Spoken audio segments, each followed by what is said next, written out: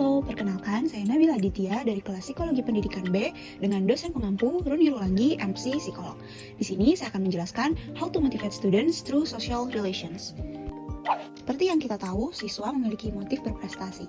Tapi selain punya motif berprestasi, siswa juga punya yang namanya motif sosial. Nah, dimensi sosial motivasi ini berfokus sama motif sosial siswa dan hubungan sosialnya. Nah, sebenarnya apa sih social motives itu?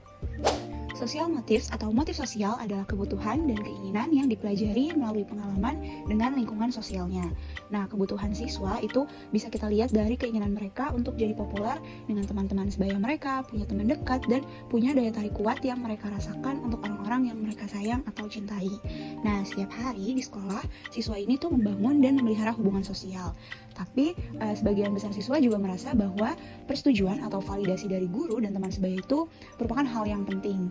Nah, hal ini juga bisa dianggap sebagai salah satu bentuk motif sosial. Oleh karena itu, masa remaja dapat menjadi titik yang sangat penting dalam pencapaian motivasi dan motivasi sosial.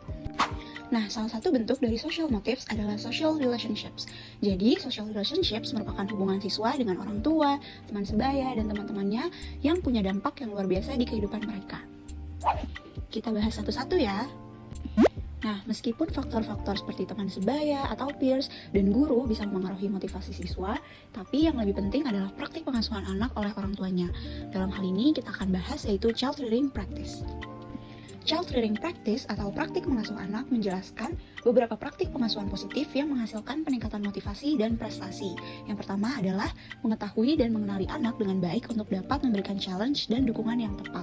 Misalnya, orang tua tahu kalau anak punya bakat di bidang musik, bisa main drum. Nah, orang tua bisa memenuhi keinginan anak untuk memberikan drum baru dengan kasih challenge ke anak supaya anak bisa tampil di acara pentas seni sekolahnya. Saat menerapkannya, orang tua dan guru dapat bekerja sama untuk membantu meningkatkan motivasi anak. Hal ini tentunya berpengaruh terhadap motivasi anak, karena anak ini suka dengan hal tersebut dan tahu akan kemampuannya. Nah, yang kedua yang dapat dilakukan orang tua adalah memberikan emosi positif yang memotivasi anak. Hal ini dilakukan untuk menerapkan nilai dan tujuan orang tua. Misalnya, orang tua bisa kasih kata-kata yang positif ke anak dan meyakinin ke anak bahwa mereka itu bisa lulus dalam olimpiade matematika. Nah, hal ini juga membantu anak dalam meningkatkan motivasi dan kepercayaan dirinya. Nah, yang ketiga adalah memberikan contoh atau modeling kepada anak terkait prestasi. Contoh atau modeling ini akan memberikan motivasi bagi anak.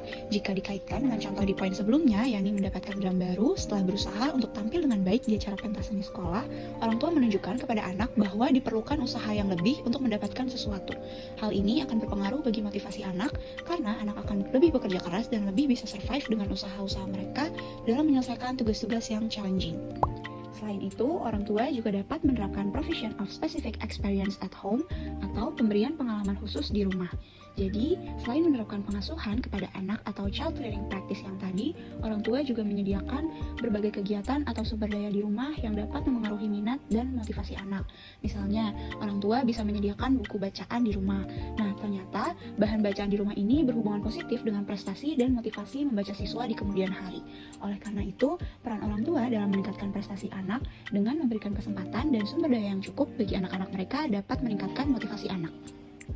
Nah, selain orang tua, peers juga dapat mengaruhi motivasi siswa. Dalam mempertimbangkan prestasi siswa, itu nggak hanya tujuan akademis, tapi juga penting untuk mempertimbangkan tujuan sosial. Siswa yang lebih diterima oleh teman sebayanya dan punya keterampilan sosial yang baik, itu sering berprestasi lebih baik di sekolah dan punya motivasi berprestasi akademik yang positif. Sebaliknya, siswa yang ditolak dari peersnya, terutama mereka yang sangat agresif, mereka ini punya risiko untuk memiliki masalah prestasi, termasuk dapat nilai yang rendah dan putus sekolah. Selain itu, dukungan sosial dan emosional yang dirasakan dari teman sebaya itu bisa dikaitin ke hasil motivasi seperti mengejar tujuan akademik dan konsep diri mereka. Oleh karena itu, dengan memiliki teman yang berorientasi terhadap akademik, punya keterkaitan dengan prestasi yang lebih tinggi pada anak. Nah, seperti yang sudah disampaikan sebelumnya, gak cuma orang tua dan teman sebaya, tapi guru juga terlibat dalam memotivasi anak. Guru memegang peranan penting terhadap prestasi siswa. Guru yang efektif dan menarik memberikan dukungan kepada siswa untuk membuat progres yang baik dan mendorong mereka untuk menjadi seorang self-regulated achievers. Sebenarnya, apa sih self-regulated achievers itu? Maksudnya adalah siswa mampu berprestasi dengan baik serta memiliki regulasi diri dan kontrol belajar yang baik. Selain itu, dengan bekerja sama dengan orang tua, guru juga dapat mendukung penerapan orang tua dalam meningkatkan motivasi anaknya. Dengan demikian, dapat disimpulkan bahwa hubungan sosial dapat memengaruhi anak dalam meningkatkan motivasinya. Oleh karena itu, harapannya nggak cuma anak aja yang berusaha, tapi lingkungan sosial juga mendukung siswa dalam mengembangkan motivasinya. Semoga video ini bermanfaat bagi guru, orang tua, maupun siswa. Berikut ini referensi yang saya gunakan dalam menyusun video ini. Sekian dari saya, kurang lebihnya mohon maaf. Terima kasih.